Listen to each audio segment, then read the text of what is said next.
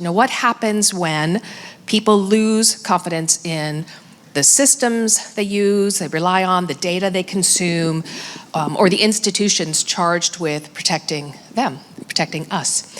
So as Suzanne mentioned, two extraordinary experts here, really looking forward to the conversation. Cynthia, who led cyber intelligence at the FBI, and is now, very interestingly, heading a ransomware research effort at Halon. Would love to hear more about that. And Steve Faehl, Microsoft's Federal Security CTO. And one of the things I really love about this pairing is the different perspectives from intelligence, law enforcement, and frontline technology defense. So our plan is to leave a few minutes at the end for questions, if anybody has them. So maybe just to frame it, I'm going to do something that I always try not to do. I'm going to ask you both the same question. Because I try to avoid that, but to frame it, when we think about AI and trust, where do you see the greatest risks today? Is it in the systems, the data, the institutions? As I've alluded to, what is the core of that issue? And I'll start with you, Cynthia. Well, as anyone of us who have done cybersecurity for years knows, cybersecurity challenges are really human challenges. It's user behavior or the people behind the security and making sure we get the right things in place. And I think trust in AI systems and the work we do with AI is going to start with making sure we actually secure those systems. And it's also going to rely on us continuing to do the right cybersecurity basics, because we're going to get into this a little later, but even how adversaries are using AI a lot of times can be stopped just by some of those basic measures. Yeah, Sandra made that point earlier as well. You have lots of exotic new technologies, but sometimes the basics really are what you should be focusing on. Steve. So I like to think about the security and AI intersection really within the scope of three different conversations. And so the one is security from AI, the other is security of AI, and then the third is security with AI. And so when we think about the risks, there are actually very different risks in each of those categories. So to explain risks more holistically, as we look at, let's say, security of AI, it's really around those systems. What are the key architectural design decisions that are being made? A lot of people have inclination to do things that are probably not the smartest, like train a model based on all classified data that you have. That's also known as making a nice exfiltration package for China, right? So like we want to think through these design decisions that require certain steps to be made. We also see organizations giving AI systems access to data instead of carrying through user access. That enables escalation of privilege, right? So we need to think about what are the security controls that are in place and make sure we're not circumventing those controls by utilizing AI. When it comes to security from AI, really the biggest risk, and we'll talk a little bit about adversaries and how they're using AI. There were some great comments earlier about that as well. But really the biggest risk is from your organization tackling the wrong use cases. And so use case selection and the Office of the CISO being involved in that use case selection is really key to ensure that you're reducing risk from AI adoption. The value to risk equation should be extremely positive, right? There are a lot of high value, low risk use cases. Selecting the right ones is important. And then on security with AI, there is so much incredible capability that's out there and available now for innovation, for utilizing AI to solve security problems that were hard to reach before. It's like the reach toothbrush, right? Like those hard to reach spots of cybersecurity that you could just never get clean, AI can really enable those for you. The biggest risk there is not doing it, right? And so because the CISO office may be the office of no, we're not taking on those accountabilities, we're not taking on those innovative practices, and that's really the largest risk in that area. Thank you so much, and so many good points there, but I really just do want to thank you for raising the cybersecurity of AI. That's a thing that's so often overlooked and something I think we'll talk about a little bit later in the SIG panel, so thank you.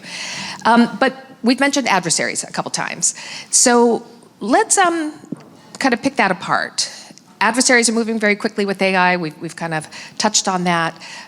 Cynthia, from your perspective, what does that really look like on the ground? How are adversaries using AI today to, for the topic of our panel, erode trust?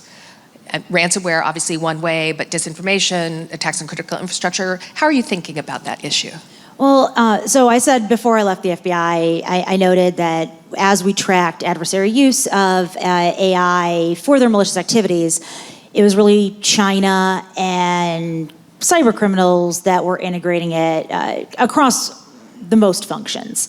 And so as I'm looking at this from my vantage point now on ransomware, what Sandra said earlier really holds true. It's for the vast majority of all these cases, its adversaries are making their lies more believable to enable them to get onto systems. A lot of it's an initial access conversation where they might be using a deepfake or to get onto a system. Let me tell a story.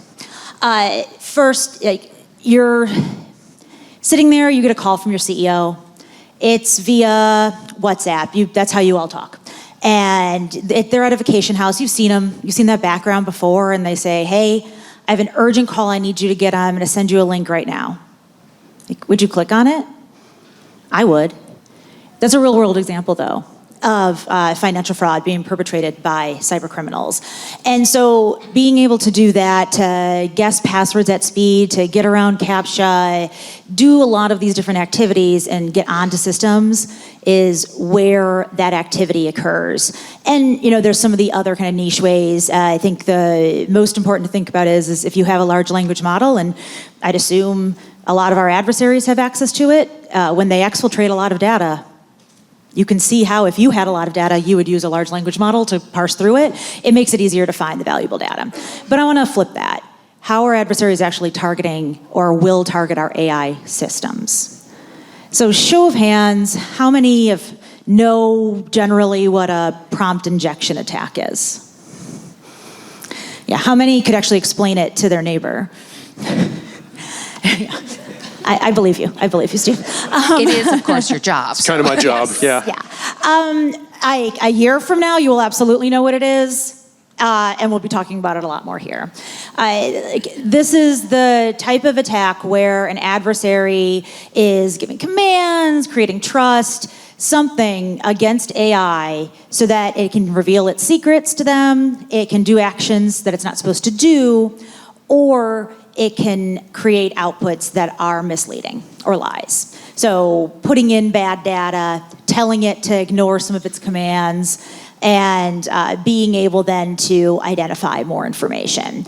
And that's going to erode trust, right? That is going to, if that occurs, and it will, it's going to make people question, can I trust this new technology? Can I trust the AI SOC analyst that's looking at my systems? Can I trust everything here? And I think the answer is still going to be yes, but the problem is you have to put so much security, back to my cybersecurity point, you have to put so much security around these systems. You can't just create it and let it go. You've consolidated all your crown jewels on your systems into one place. Adversaries know to go there. It's going to be targeted more and more. How can you secure it? And that's going to be an important question for any level of an organization.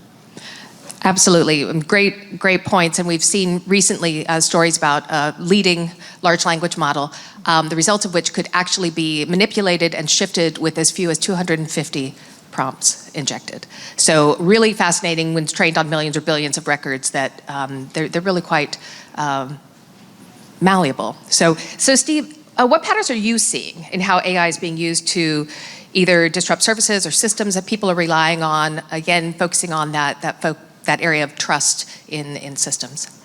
There's so much to talk about here, but you got me going with that last example there. So my daughter over the weekend jailbroke a large language model in 4 prompts. As daughters do. Right? She had to show me up. So, hey, Dad, look what I did. I'm like, yeah, okay. So we learn from our kids. It's great. They're AI native. They do fun things. And so I was like, 4 prompts. That's pretty good. Submit that to MSRC, right? So she submitted this through our research center, responsible disclosure, right? Like we're all participate in that. But as we look at these systems, if you get on the phone with a human, you can probably make them malleable in about 4 prompts as well.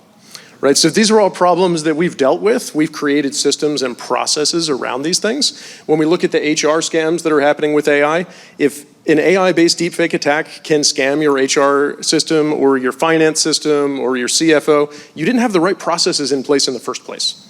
Right? And so I think this is where AI is really just going to help us up our game in the right areas where maybe we were a little too lazy before because we didn't have that many humans trying to cause problems for us. But those same problems that those humans can cause, AI can now cause as well. So the humans that want to cause problems can do it at greater scale. As we look at what are they actually doing today, we've had a lot of great information on that topic already today, but I'll say productivity. If I had to sum it up in one word, we see attackers have zero hesitation in using AI to be more productive. Defenders have a ton of hesitation in using AI to become more productive. So this should not be an asymmetry. This should be one of the few things in cybersecurity that's actually symmetric, right? Defenders are always at a disadvantage. The one thing that could give us advantage, we're like, ooh, I don't know if I'm gonna use that. That seems risky. I might not be able to trust it. Well, you probably can't trust your tier 1 analyst either, but you still use them, right? And then you follow up with a tier 2 analyst. And so I think all of these concepts, it's just difficult to adjust to, but we really see productivity being the big play. I saw a recent news article, talking about, the entire kill chain automated now based on generative AI attacks. Okay, that's great. We did the same thing in 2018 with neural nets and some old school ML, everything except for target selection. You really, if you're an adversary, you really should not do target selection based on AI. Humans should still do the target selection. So we don't see attackers doing random generative AI target selection. They're very specific about who they want to hit, but all of their R&D just got a lot less expensive. And so that's really where we see attackers leaning in. Not super worried about, there's been a lot of conversation about AI trying lots of things until it's successful. That's super noisy. As a defender, I would love for AI to get it wrong and try lots of things to try to be successful, right? The attackers are going to do this R&D on their network. They're not going to do it on your network. They're going to find something that works and they're going to deploy just like they would a human attack. So to your point earlier, all of the things that we're doing currently in security are still all of the right things. And we need to really get after those and use AI to do it. Oh, fantastic, and I love the point about productivity. Really, for the defenders, we're fighting for them. But the best defenses in the world are really they're not going to matter a whole lot if people no longer trust the information that they're receiving.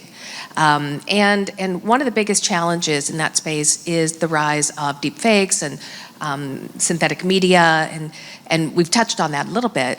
So Cynthia, as these new capabilities spread, it's pretty much democratized with the rise of deepfakes as a service. Everything's as a service, right?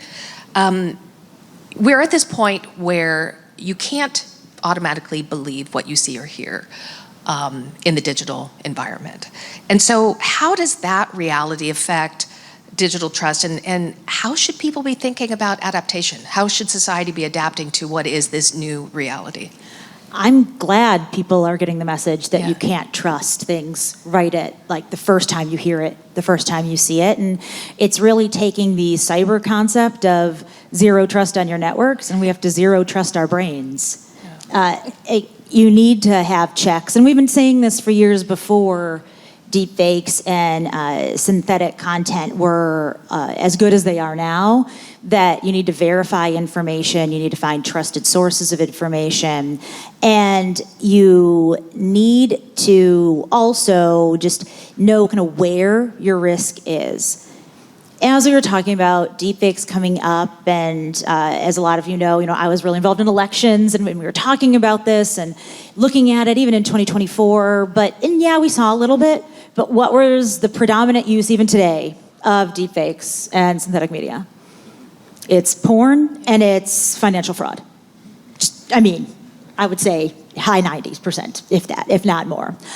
And high 90% of women and children being victims of that non-consensual sexual imagery. Yeah. A problem that is overlooked in our society. Here, let me actually pull that thread.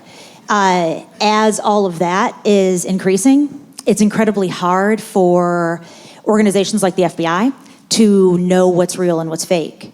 So if they're chasing fake victims, they're not chasing real ones. So this is a huge problem. There are some really cool technical solutions that are out that I'm really excited about, but that's going to be used in those contexts, right? In an investigative context and looking at that context. But like what we need to is person receiving a call from our CEO saying transfer $10,000 or $10 million, you need to create just multi-factor authentication, which means go ask somebody else. Don't just act. Criminals use urgency to get you to do bad things. Have that double check. Across your family, it's like the old school MFA of having a secret word. Right? Have that secret word. That's, I think, to me, like where we're in this zero trust zone, which I don't think is bad. It's just creating the ways in which you find out how you can trust. That's going to be really important moving forward. Thank you very much. And Steve, I want to come to you with the same question, if I can. What other ways are you seeing deepfakes and synthetic media really shifting how people trust digital imagery and audio? But before we do that, quick show of hands, how many of you, public service announcement, actually have created a family kind of secret word to verify that in fact the urgent call you get is real? It's a super easy thing to do, and that crime is spreading rapidly. That's a great call out. Practical security, like we should be all in on the things that work, right? That's a great piece of advice. As we look at deepfakes, there's a couple of things, and I'll just say it quickly. I think one of them is that this technology is improving, technology used for deepfakes, and one of the challenges long-term is that as we come up with better detections for deepfakes, because deepfakes are created using generative adversarial networks, the better your detection, the better a deepfake you can create. So this is really a cyclical, vicious circle problem. And so long-term, it's going to be identifying provenance of information.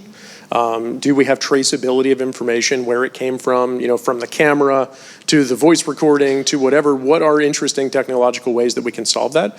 We have time to figure that out. There's a lot of interesting pieces there. We'll see what gains traction.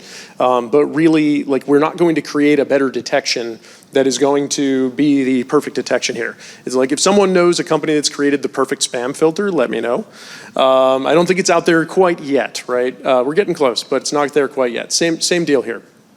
I think the other piece is also, as we look at the organizations that have the implicit trust of the public, as we look at government organizations, we look at media organizations, it's important that we get good detection tools and good information supply chain tools into their hands, because they are amplifiers, right? And so that's one of the things that Microsoft focused on during the previous election was, does the media have the tools that they need to be able to find deepfakes? I don't have to get every American to be able to find a deepfake, but if one gets through for a well-known media outlet, the results could be catastrophic, right? So that's really where we focused our energy. And I think this is an emerging space, and we'll continue to see more over time. Fantastic. Thank you so much. So as we stand between this amazing crowd and lunch, maybe we'll do a final question as a bit of a speed round. And we've been hearing a lot, I've heard the term several times, we're at an inflection point. It really does feel like that. These challenges are already here today, but it feels like it's still the beginning. And so if we're looking ahead, what are the key factors, or what is the key factor that you think will shape whether AI can strengthen or undermine digital trust over time in the next, 3-5 years? What is that next factor, that milestone? I'm going to stick with you, Steve, and give Cynthia the last word. Sounds great. I'm glad Cynthia will have the last word. Takes the pressure off, plus she's great at it. So as we think about the upcoming digital battlefield, and it really is a battlefield, right? Anyone who thinks that this is a hobby ground, is not on the battlefield, is not experiencing the attacks, right? This is not something fun. People that sign up for cyber have signed up for something hard, but something worthwhile. As we look at that battlefield, the answer is going to be knowing your data better than the adversary, right? It's going to be a battle for understanding. And that is everything from the tactical space to the enterprise space and everything in between. The IC folks in the crowd will say, yeah, this is intelligence, we know this. But beyond just normal definitions, right, understanding your data. There was a great researcher at Microsoft, security researcher, and she used to say, an advanced persistent threat is someone who knows your network slightly better than you do. And I thought that was an amazing observation, right? They need to know that one thing that you don't, and that's how they get in, and that's how they stick. I think when it comes to the attacks that we see from Russia, from China, et cetera, they are seeking to understand our data at depth and at speed. We see Russia testing the liveness of over 1 million credentials per hour. As we look at these types of attacks, do we know our data? They are willing to spend a lot of money and have a lot of people not only steal data from us, but then understand that data. If we're not willing to spend and understand our own data, shame on us. So I think that's really the shaping the future battlefield, and it is an adoption question. The asymmetry is going to be from who adopts first and who really changes their processes. There are things that we can now investigate that before we couldn't make the headcount ask for to investigate, right? So we are investigating new types of incidents, new depth and scale that we haven't done before now that AI is available. We can do an investigation for the price of buying pizza for the team that used to do the investigation, right? So this is changing the risk equation. It's changing the way that we engage with adversaries. And this is one where we need to lean in full speed ahead. Yeah, amen. And Cynthia, will leave you with the last word. But I just want to emphasize one point that is implicit in everything you've said, and so much of what we've been talking about is that the future of cyber defense really is going to have to be AI expertise as well. And the kind of confluence of those two skill sets is going to be extremely valuable in the years ahead. Yeah, as somebody who's creating a research center now and hiring, I'm so excited to be AI native and know that the analysts that I bring on board, we get to make super analysts because they'll be able to do and look at so many more threats than they could have in the past. But really looking forward, AI is going to advance at a much quicker pace than a lot of us are even prepared for. We talked earlier this morning on drones. That's AI coming into the physical world. In the next 5-ish years, that means there'll be AI-enabled robots in industrial, for an industry perspective purposes. 10 years, I think we're probably about a decade out from Rosie from the Jetsons. And I'm not kidding, right? I think I can't wait either, but we have to innovate with our security in tandem to be able to keep up with our adversaries, to be able to keep up with these technological innovations, to ensure that we also have security in mind. You can't stop that innovation process, then go back into the security process. These have to happen at the same time. And some of the efforts that we really haven't been doing or been able to get across the finish line from a national security policy perspective will become all that more important. Think about your neighbors having a lot of Chinese-made robots. Think about how things could be taken over. We're talking about TikTok and things on our phone knowing our data.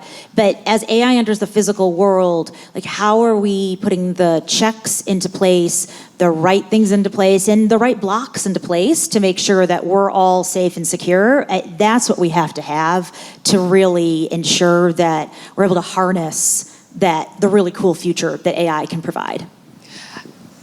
Fantastic points. I'm glad we ended on that note because it does also, it has a common thread with so much we've been talking about the PRC more generally as our leading strategic threat.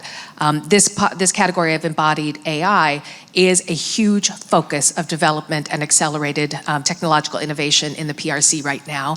And some of their developments recently are really quite extraordinary, both in terms of the technological capability, but also scale. And scale is going to make a big difference, as we've been hearing about in the drone category.